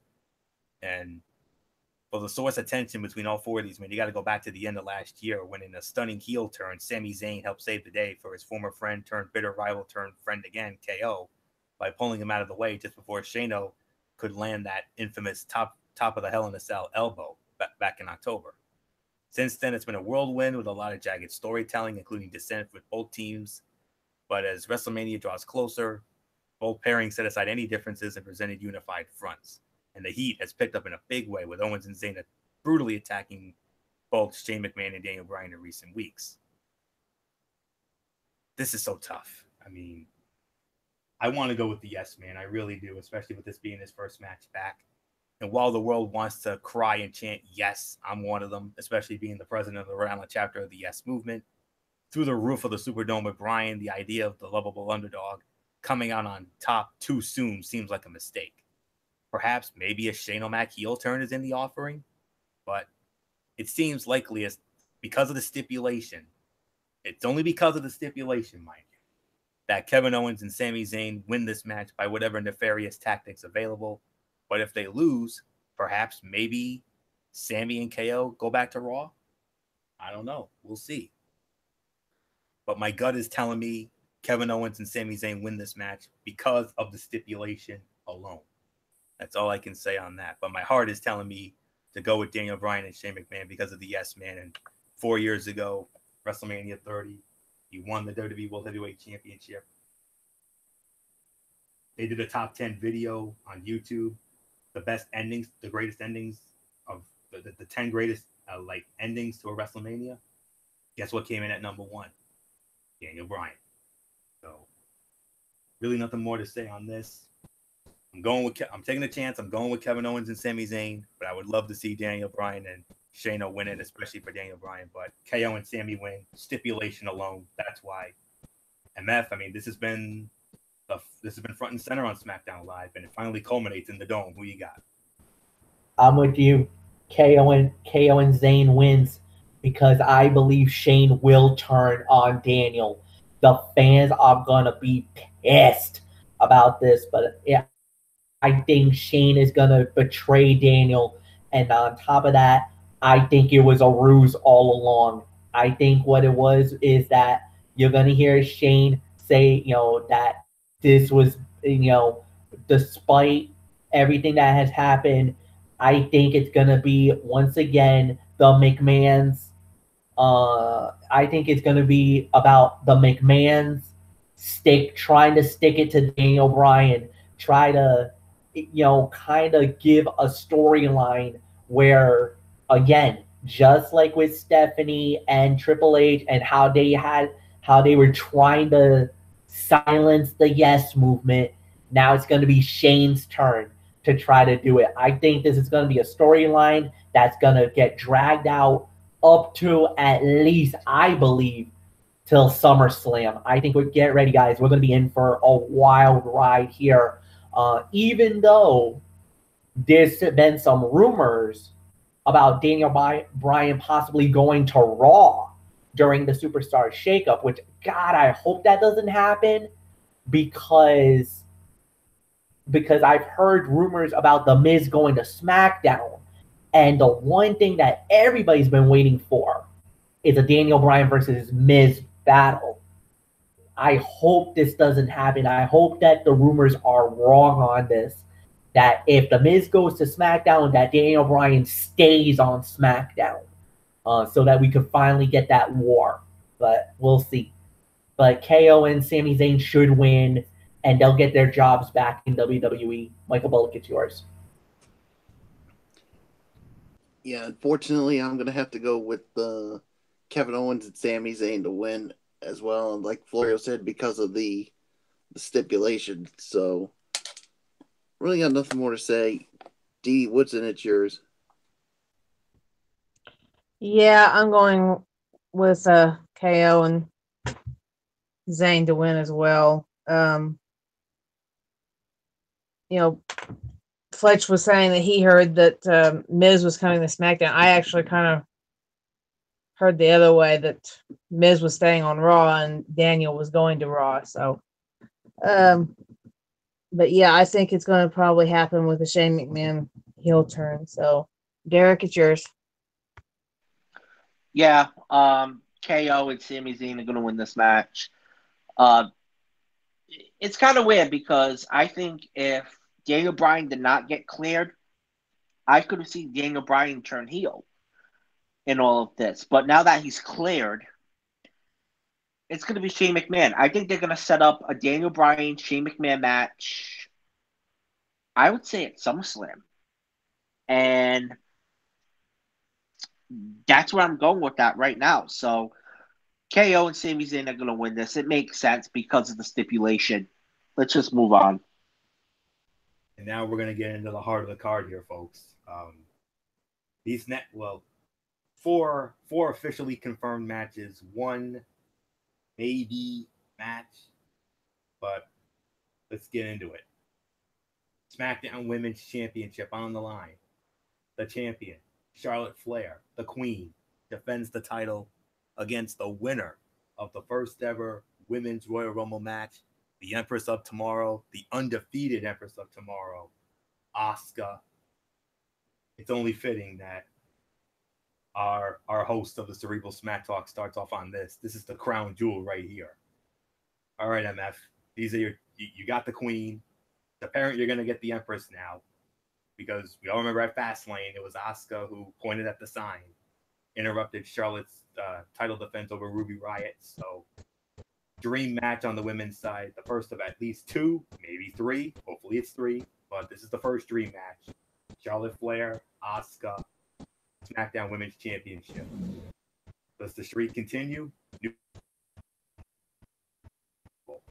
Well, one thing that needs to be addressed, and you didn't address it, Florio, and I can't believe you did it. The Money in the Bank. Carmella? How's that? Yes. How's that gonna? Because she's also a factor in this as well.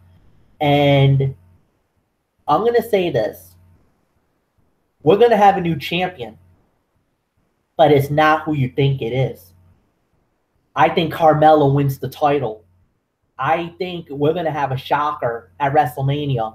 And the reason why I say this is because I believe, because of the fact that everybody's talking about next year's WrestleMania and the big main event match that they want to promote at WrestleMania 35, which is going to be at MetLife Stadium in New York. Or, well, New York, New Jersey, wherever, whatever you want to be. And that was Ronda Rousey one-on-one with, and everybody was thinking it was going to be Asuka. It's not Asuka. It's Charlotte Flair. So how can this happen? Well, for one, Charlotte needs to lose the SmackDown Women's title. And then has to go to Monday Night Raw with Ronda to build that up. The Money in the Bank is in play. And I know the theory is that Asuka is supposed to win the title and everything else. But what if the unthinkable happens? Now, Asuka can't lose her streak if she's not involved in the pin. That doesn't count.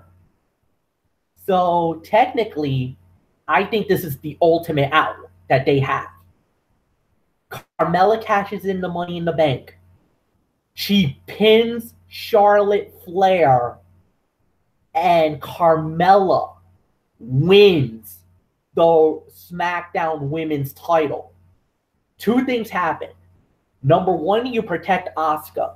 The streak does not come to the end. She was never involved in the pin. She doesn't lose the streak. Number two, you also now open the door for Charlotte Flair to go to Monday Night Raw via the draft or the superstar shakeup. Number 3, Carmella becomes the SmackDown Women's Champion. It would be the biggest win of her career. And not only that, but I believe Carmella, given the opportunity, could be a future star in WWE. So, and I feel like they don't want to let the first women's Money in the Bank be a failure either, because that probably would bring not so good historical context with the women's Money in the Bank.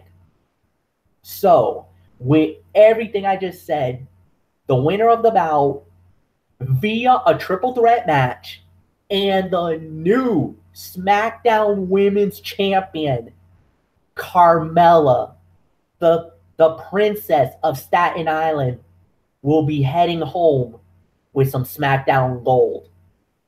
Michael Bullock, it's all yours, my friend. Oh boy, Fletch. I think you just pissed off Dee Woodson with what you just had to say there, because I can tell the fans right here, Dee Woodson does not like. Just like she does not like Alexa Bliss on Raw. She detests Carmella on SmackDown Live. So I'm sure she's probably not too happy with what you just had to say. Right now. She's seething right now. Yeah, she's probably giving you like, "Are you kidding me, Fletch? Did you just say what I really think you said?" Actually, I'm laughing my ass off. What did you say? What did you say, Dee? I'm laughing my ass off. Oh, okay. Yeah, so, man, this is tough. I mean, well, here's the thing. I think we're going to get a cash in, but I think she's going to pull a Baron Corbin and fail. So, to me, I think the winner and new SmackDown Women's Champion is going to be the Empress of Tomorrow, Asuka. So that's just how I see it. So nothing more to say. Dee Woodson. At least I didn't go that way with Carmella, and I'm pretty sure you're happy with what I had to say. Yeah, it's true. I don't like Carmella one bit, but the reason I say I'm laughing my ass off is I actually am going to agree with Fletch on it. I do think Carmella is going to cash in.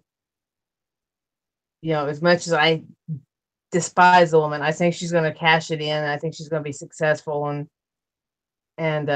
win the title. So, not much more I have to say about it. Derek, it's yours. But I'm sure you'll be happy if she does fail. Of course. I hate to be the bearer of bad news here, guys, but I think it's going to be Carmella.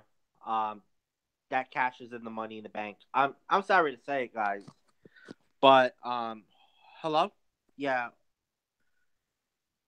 sorry about that. I just had some kind of technical glitch, but I actually did a little bit of some investigative reporting. One of our friends, Vinny Russo, or one of the members of the Abruzis, if you do follow the Rhode Island independent wrestling scene, he heard on radio, I don't know if it was Hot 106 or 92 Pro FM, one of those stations, they were promoting the SmackDown Live show that's going to be here in Providence in a couple of weeks.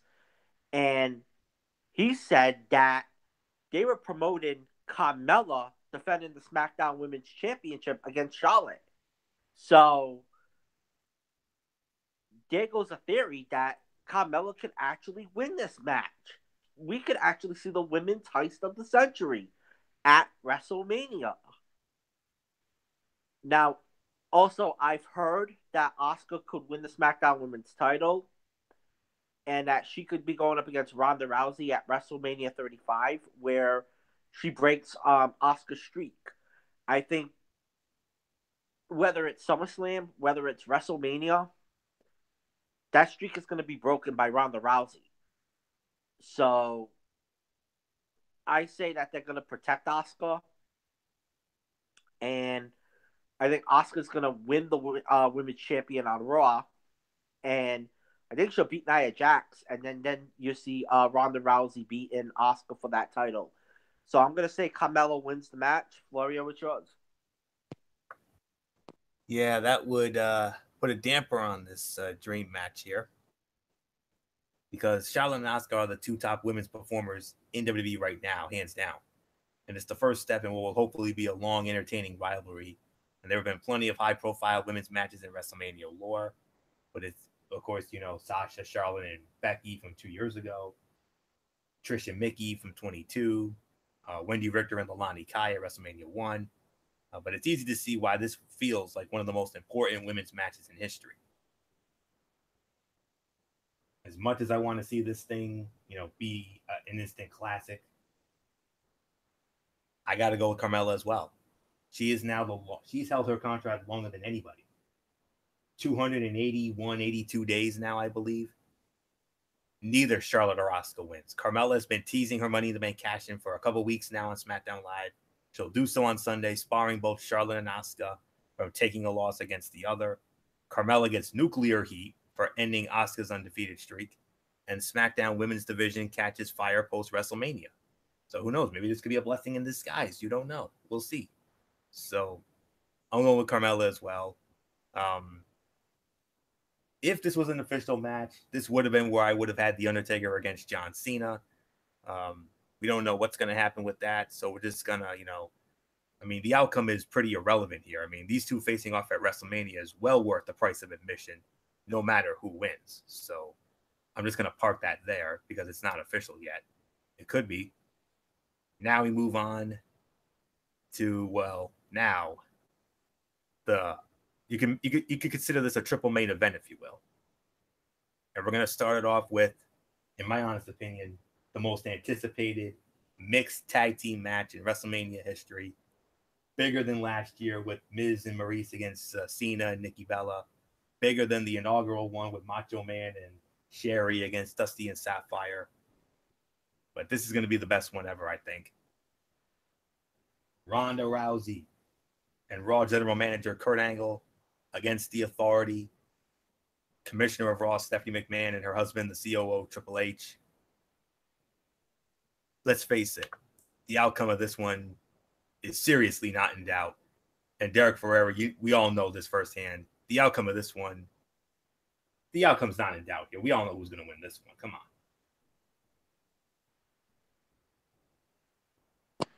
Yeah, this is easy. It's Ronda Rousey and Kurt Angle. From what I've been hearing, the majority of the match is going to be Kurt Angle and Triple H. They're going to get about 90% of the match in, and then they're going to put in Ronda Rousey and Stephanie. It's going to be interesting to see how Ronda wrestles. I know she's been training. I know there's a lot of people that are anxious. I am to see her wrestle. Could she be the female version of Brock Lesnar? I don't know. I know she's been committed to working at the Performance Center. I know Brian Kendrick. I think it was Brian Kendrick that did train her. But she's going to be the one that gets the fall. And how is she going to do it? The way that she used to win her matches in the UFC. The armbar. So it's going to be Angle and Rousey. Florio, it's yours.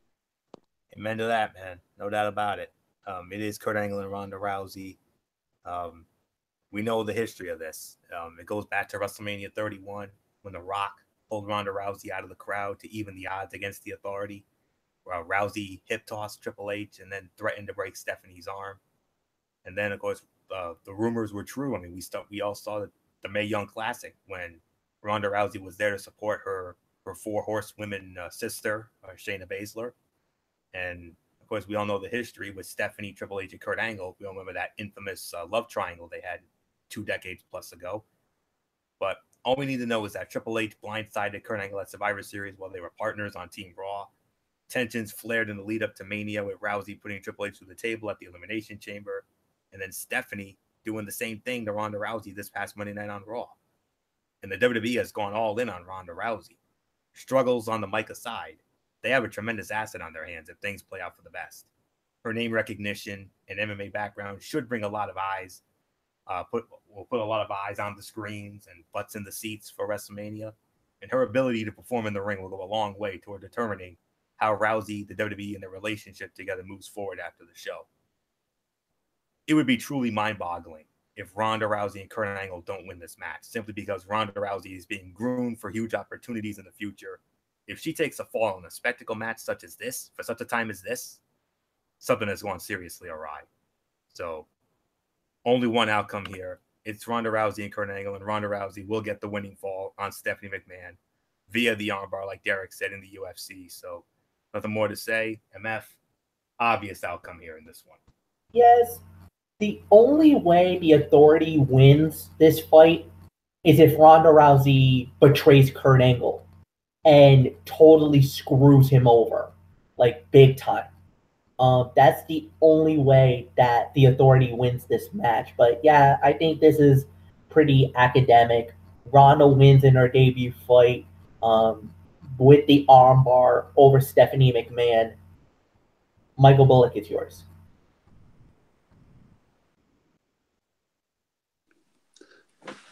Yeah, Kurt Angle, Ronda Rousey wins, and this is where the Authority is going to die at WrestleMania, because you know of my disdain for them. So nothing more to say. Let's just move on. Oh, Dee Woodson, it's yours. Sorry about that. I'm gonna make it unanimous. So go ahead, Derek. Derek led off, so Okay. Go ahead, then you. Yeah. So I'm going to go against the protocol here.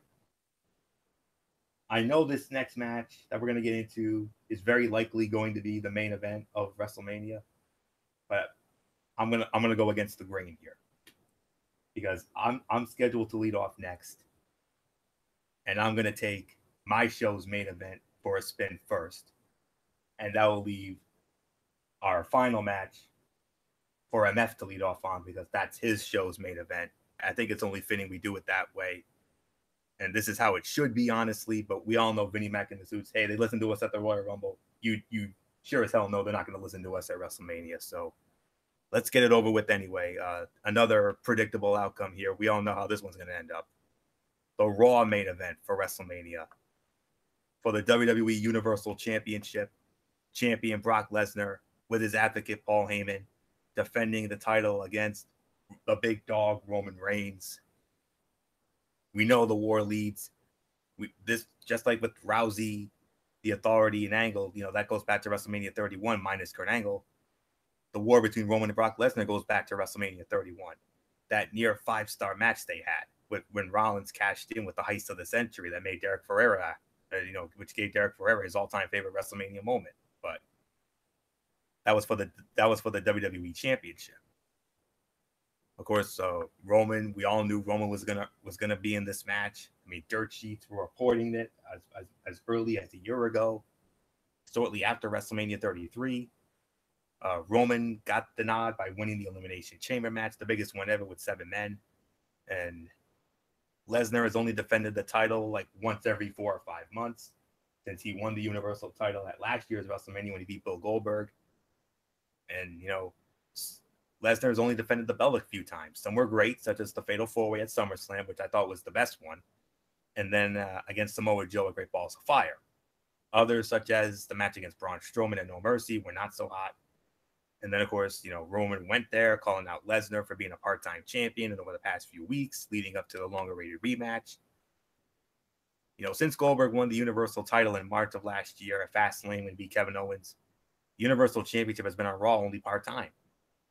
And while the title being around the waist of future Hall of Famers such as Goldberg and Lesnar, has added level of prestige, there were large gaps when Lesnar didn't appear that the title was virtually forgotten about. Sunday's Mania is WWE's latest attempt at a passing up the torch moment for Roman. and there has been some hope with positive crowd reactions of late, but no one can say how things will play out come Monday morning, and of course that infamous night after WrestleMania Raw. So there's only one way for this to end. It's time for Roman to step up and claim the Universal Championship. If Paul Heyman's promise for Monday night comes true, and Lesnar and Heyman disappear from television entirely should Lesnar lose, there will be a chance to turn the page. Fresh rivalries and having the top champion on Raw every week will do a world of good, not should, will do a world of good, even if there will be a lot of vocally unhappy and PO'd IWC fans. So there's only one way for this to end. Winner and new Universal Champion, Roman Reigns, and in my opinion, based on the build, I'm hoping that they make an indemnity to this fight and they make it like no holds barred or something like that, because we know how physical and smashed out this is going to be. A regular wrestling match will not do any good. It needs to be no holds barred at the least. Roman wins the title. His coronation goes down. And that's going to be the ending sight of Mania again. Honestly, it should not be, but it is what it is. So Roman wins. MF, it's only one way to go. I agree. Roman Reigns, new Universal Champion. Nothing more to say. Bullet York. Yeah, Roman Reigns will be the new Universal Champion. So, Dee Woodson, it's yours. Yeah, it's going to be Roman Reigns. So, Derek, go ahead. Yeah, Roman Reigns. The Roman Empire slays the beast. Now let's get to what should be the true main event of this WrestleMania. Amen to that, brother. No doubt about it. The match that should be the main event of WrestleMania, but very likely will not be. The dream match for the WWE Championship from SmackDown Live. Champion, the phenomenal AJ Styles, defending the title against the winner of the 2018 Men's Royal Rumble match, the King of the Strong Style, Shinsuke Nakamura. We know the history, Wrestle Kingdom 10. Nothing more to say. It's only fitting that I let MF start off on this because this is his show's main event and the match that should be the main event of WrestleMania, but very likely will not be. But MF, AJ Styles, Shinsuke Nakamura, the richest prize in the industry. Probably. I mean, there's really not. Yeah, there's nothing more to say, Anthony. The build for this one has been unbelievable. Going into WrestleMania, when Nakamura won the Royal Rumble back in January and called out AJ Styles, the world was ready for this. The excitement level was through the roof. And then the build, the way that they were starting to set it up, everything that was there. It was a little slow going. You know, AJ had to go through a fatal five-way.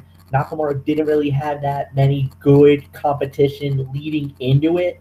But then once we got truly into the road to WrestleMania, after Fastlane, it really looked really strong. They did a tremendous job teasing a couple of times where AJ, you know, he was getting frustrated. You know, Nakamura was saving AJ, and Nakamura was doing a lot of this all by himself. You know, was able to, you know, didn't really need AJ's help. And then a couple of weeks ago, where Nakamura looked like he was gonna hit AJ with the Kinshasa and just patted him on the head, only for it to be returned 1 week later, where AJ almost hits Nakamura with the phenomenal forearm, and it for the first time it looks like he got to Nakamura. Nakamura was starting to get a little, like, you know, he was getting a little peeved, a little angry about it.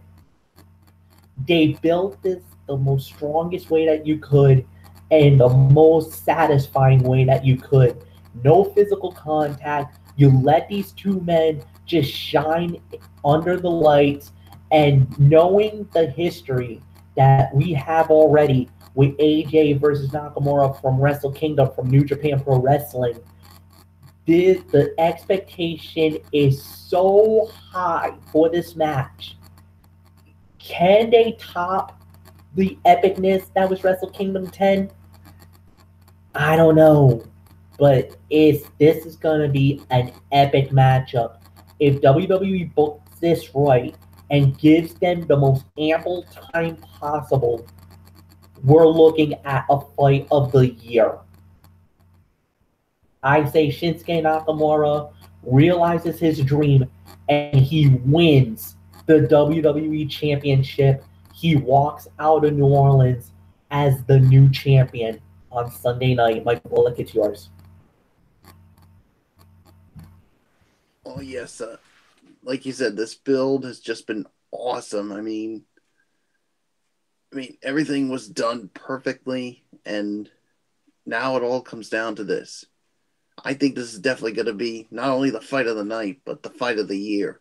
No doubt about it. So there's really nothing more to say. Winner and new WWE champion, the King of Strong Style, Shinsuke Nakamura. Dee Woodson, it's yours. Definitely since Shinsuke. So, Derek, it's yours. Yeah, I did some research over here. The Wrestle Kingdom 10 fight, 24 minutes, 18 seconds. I actually saw that fight the other day on the NJPW World, and that one was a 5-star classic. I remember I gave it a 5-star classic. And was it the fight of the night? No, it wasn't. It was my second best fight of the night. Obviously, the fight of the night was Okada and Tanahashi. When Okada finally defeated him to win the IWGP Heavyweight Championship. I actually read like a prediction that this was going to go 45 minutes. Okay. That's too long for a fight. I'm going to say 35 minutes. And it really depends on AJ Styles. I know there was an injury that he had a couple of weeks ago at Madison Square Garden, and there was a lot of people nervous about it, and, rightfully so, because you do want to see this fight. I'm going with Shinsuke. I think he's going to get his moment, and he's going to get a grand entrance this Sunday night. Florio, it is yours. Yes, indeed. Realistically, AJ Styles has no one else who can challenge him for the biggest title on SmackDown Live and make it feel like as big a deal as this Nakamura fight does. Nakamura made his main roster debut a year ago, and since then it has been a smart, meticulous build. The rivalry between the two will hopefully carry on past WrestleMania and evolve from there. But even if it's just a one-off, this match puts SmackDown Live on even footing with Monday Night Raw in terms of star power on the WrestleMania card. Nothing more to say. I'm going to make it unanimous. The timing is right for Shinsuke Nakamura. He's only a year into his SmackDown Live reign, but he's a longtime veteran of his trade. It's going to be as close to a 5-star match as you'll get at WrestleMania. And with the crowd going wild for both performers, Shinsuke Nakamura walks out with title in hand. So with that said, winner and new WWE champion, the King of the Strong Style, Shinsuke Nakamura, and what I honestly think will be the greatest WWE title match in WrestleMania history. We're done, friends.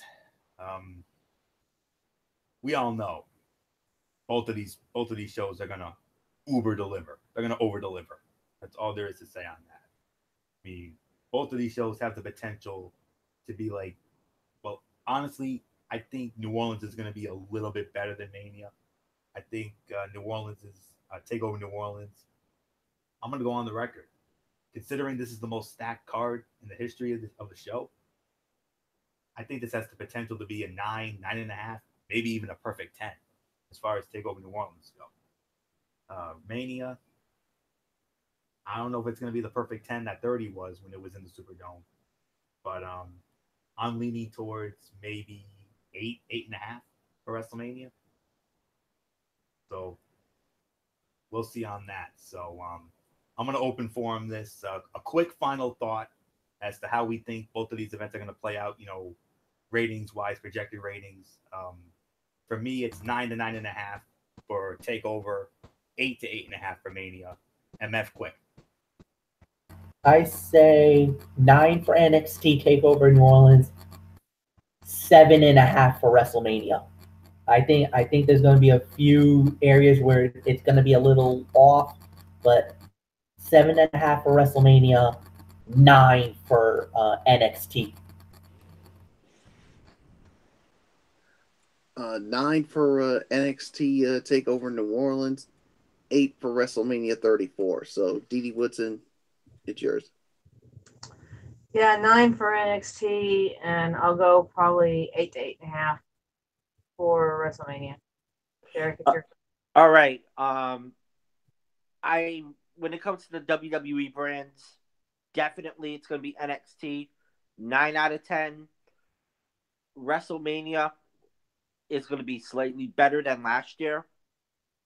Because the last two Manias, if I'm going to be honest, I mean, 32, I still think that was a disappointment. 33 was better, but it was average for me.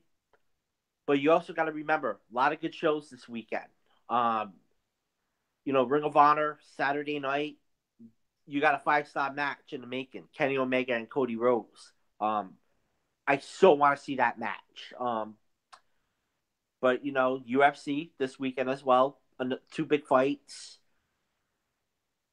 And then you got the other independent shows tonight. You got Beyond. And then you got the Evolve. And there was another show I was reading about, a preview.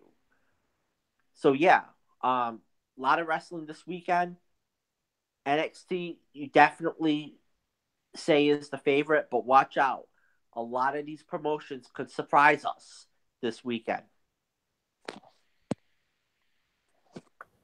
All right. We're going to put the ball on this. One more piece of news that I want to share.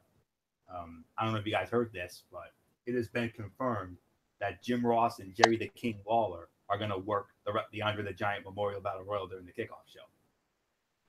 So that's what I heard. So Beth Phoenix is going to work as a guest commentator for the women's Battle Royal match. Yes. And the company has also announced that Renee Young and Shawn Michaels are going to be on the kickoff show panel. No other names have been announced as of yet, although the announcement promises more quote-unquote superstar guests and plenty of surprises. So that's the last piece of news I wanted to get in. So, all right. So here we go.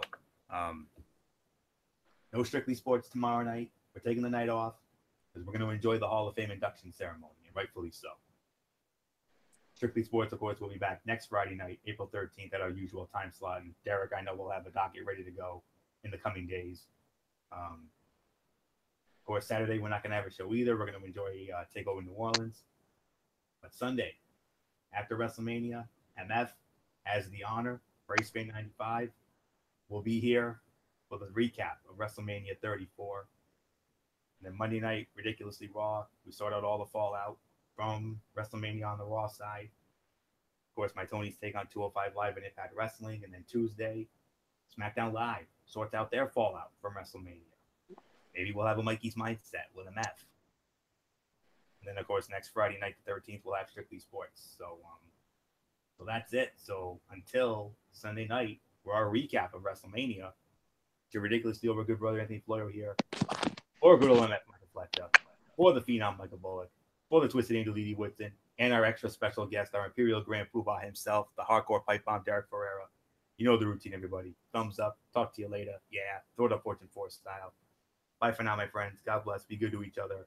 Have a blessed rest of your week and weekend. And enjoy the Hall of Fame induction tomorrow night. Enjoy Takeover New Orleans Saturday. And of course, granddaddy of them all, the Showcase of the Immortals, WrestleMania 34. Enjoy that all on Sunday night. And remember, no matter what anyone tells you, folks, wrestling is indeed actually real. For everybody who's been a part of this one, for now, Anthony Florio, so long.